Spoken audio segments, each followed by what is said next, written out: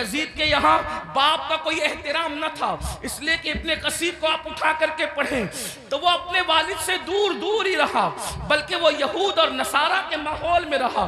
کتوں سے محبت کرنا، بندروں سے محبت کرنا، بانسری کا معاملہ، یہ ساری چیزیں، اور پھر اس کے بعد اس کے اکثر دوست جو تھے وہ یہود و نصارہ تھے۔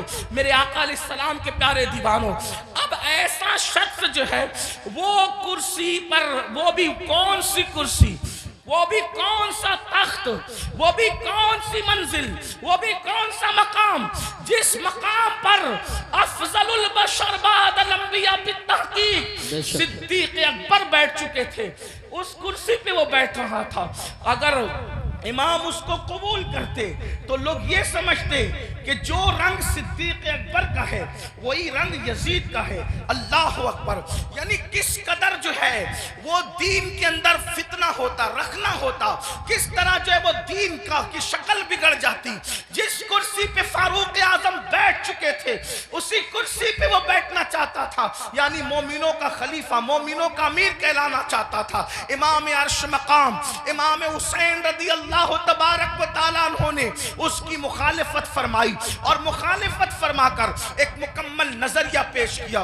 علی اکبر جیسا جوان خاک و خون میں تڑپتا ہوا دیکھا جائے گا، علی اصغر جیسا شہزادہ کربلا کی زمین پر دفن ہوتا ہوا دیکھا جائے گا۔ سکینہ کے چہرے پر تماچے لگتے ہیں، حسین اس کو برداشت کر لیں گے، بیویوں کے دوپٹے چھینتے ہیں، حسین پاک کو وہ برداشت ہو جائے گا، لیکن اللہ اکبر، اللہ کے دین کو بدلا جائے، خدا کے دین کے اندر جو روح ہے اس کو مردہ کرنے کی کوشش کی جائے، امام نے اس کو گوارا نہ فرمایا اور سب لٹایا۔ جو آپ داستان کربلا میں سنتے ہیں، آپ سے پوچھنا چاہتا ہوں اب ہم کس کے ساتھ کھڑے ہیں؟ میں جلدی جلدی اپنی گفتگو کو آگے کی طرف لے جاؤں۔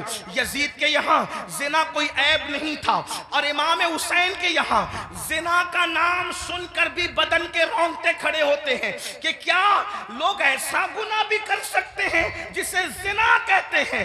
آپ سے پوچھنا چاہتا ہوں اگر آج کوئی زنا کے اڈے کی طرف جا رہا ہے اور اس کے ماتھے پر بل بھی نہیں ہے اور وہ بے حیائی اور بدی میں ڈوبا ہے، تو آپ سے پوچھنا چاہتا ہوں وہ نظریاتی طور پر کس کے ساتھ کھڑا ہے؟ امام حسین کے ساتھ کھڑا ہے یا پھر یزید کے ساتھ کھڑا ہے؟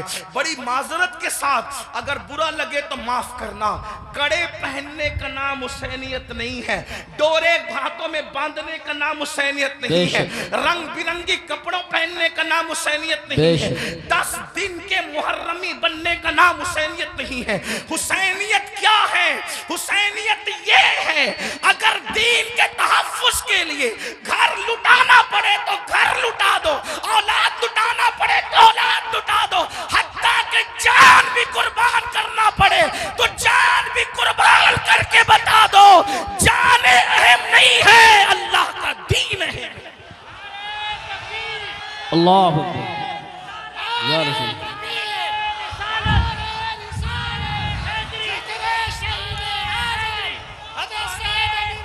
بڑی معذرت کے ساتھ کچھ لوگوں نے حسینیت کو بہت سستا کر دیا۔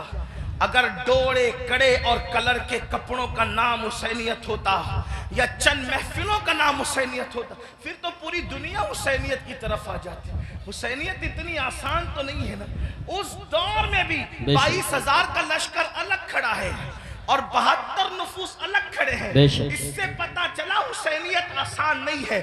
اب اپنے آپ میں ڈوب کر سوچو قیامت کے دن اللہ اکبر کس کے ساتھ اٹھو گے؟ میری قوم کے وہ جوانوں جو اپنی راتوں کو گندی فلموں کے ساتھ جو ہے وہ اللہ اکبر جہنم کے عذاب کو قبول کرتے ہوئے، خدا کے چیلنج سے نہ ڈرتے ہوئے، نرم نرم گدوں پہ لیٹ کر اگر زنا کے مناظر دیکھ رہے ہو تو میں یہاں علماء موجود ہے ایک بات عرض کروں کہ یزید بھی تو کہیں پھر ایسا کام کرنے والوں سے اس معاملے میں 2 قدم پیچھے نظر آ رہا ہے، اور میری قوم کے وہ جوان جو اپنے آپ کو حسینی کہہ رہے ہیں وہ اس معاملے کے اندر اس معاملے میں کہہ رہا ہے، کیا وہ یزید سے 2 قدم آگے نظر نہیں آتے؟ اللہ بتاؤ تو صحیح، شہزادہ رسول سے محبت کا دعویٰ اور کوئی مسلمان یہ تصور کر سکتا ہے کہ وہ زنا کے اڈے پہ جائے؟ وہ زنا جس کے بارے میں اللہ کے رسول صلی اللہ علیہ وآلہ وسلم غیب داں نبی نے فرمایا کہ قیامت کے دن زانیوں کو آگ کے کپڑے پہنائے جائیں گے، آگ کا کرتا پہنایا جائے گا، اور ان کی شرمگاہوں پر جہنم کی آگ بھڑکائی جائے گی۔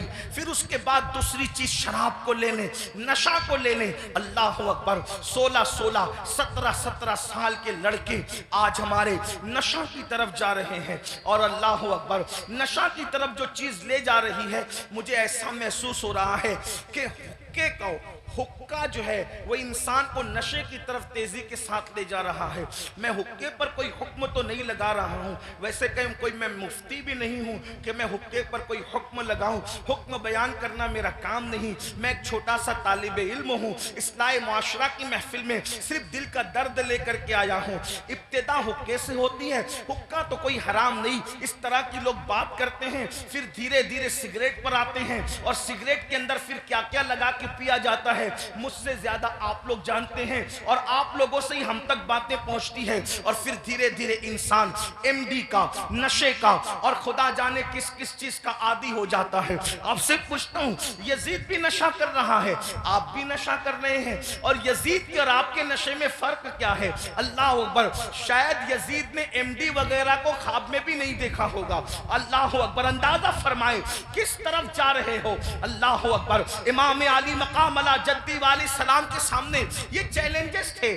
آپ اپنی قوم کو جرائم سے بچانا چاہتے تھے، آپ اپنی قوم کو گناہ سے بچانا چاہتے تھے۔ جانتے ہیں اللہ کے رسول صلی اللہ علیہ وآلہ وسلم نے بستیوں کے اجڑنے اور گھروں کے اجڑنے کے لیے جو بات بیان فرمائی ہے، اس کو دل کے کانوں سے سنیں۔ اللہ کے غیب داں نبی صلی اللہ علیہ وآلہ وسلم ارشاد فرماتے ہیں، راتوں کو کچھ لوگوں کے مکانات خود بخود زمین میں دھس جائیں گے، زمین کے اندر جو ہے زمین بوس ہو جائیں گے۔ آپ کبھی سنتے ہیں نا کہ فلاں بلڈنگ گر گئی، فلاں بلڈنگ زمین میں دفن ہو گئی۔ میں یہ نہیں کہتا کہ سب اسی وجہ سے ہوتی ہے، لیکن اللہ کے حبیب غیب داں نبی صلی اللہ علیہ وآلہ وسلم گھروں کے اجڑنے کے، گھروں کے زمین بوس ہونے کے اسباب کیا بیان کرتے ہیں۔ لوگ کہتے ہیں ہمارے گھروں پر یہ چل رہا ہے، وہ چل رہا ہے۔ میں نے کہا جو چلا رہے ہیں ہم ان کے بھی ساتھ نہیں ہیں، لیکن اپنا کرتوت بھی تو دیکھو۔ قرآن کہتا ہے وَمَا أَصَابَكُم مِّن مُّصِيبَةٍ فَبِمَا كَسَبَتْ أَيْدِيكُمْ، کہ تم پر جو بھی مصیبت آتی ہے وہ تمہارے کیے دھرا ہے، وہ تمہارے برے اعمال کا نتیجہ ہے۔ اللہ اکبر، کیا ہوا؟ آقا ارشاد فرماتے ہیں صلی اللہ علیہ وآلہ وسلم کہ کچھ لوگوں کے مکان راتوں رات زمین پہ گر جاتے ہیں، زمینوں میں دھس جاتے ہیں۔ صحابہ نے پوچھا یا رسول اللہ اس کی وجہ کیا؟